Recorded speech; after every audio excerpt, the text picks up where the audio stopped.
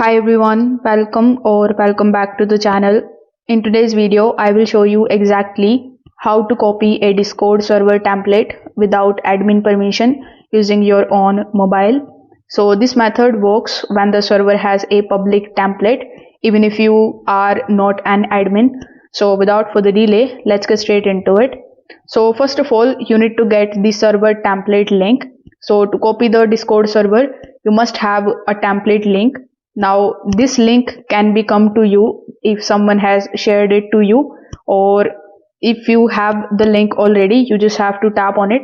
It is going to open directly inside your Discord application. Without a template link, there is no way for you to copy a server. Discord is going to protect the private servers. So you need to have a link, only then you will be able to follow the next step.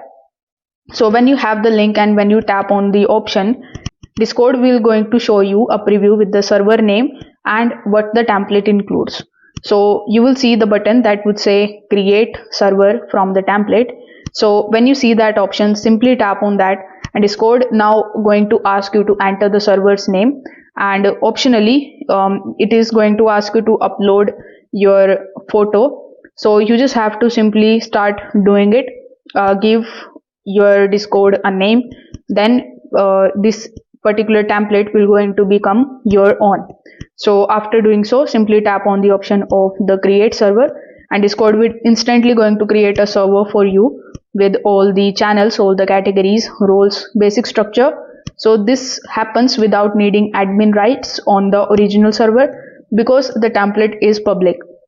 Now that you have copied it, you will be able to basically add the bots into it, edit the roles of the people, change the permissions, add emojis and icons. Everything is now yours to manage because you are the owner now. If this video helped you out, make sure that you like this video and subscribe to the channel.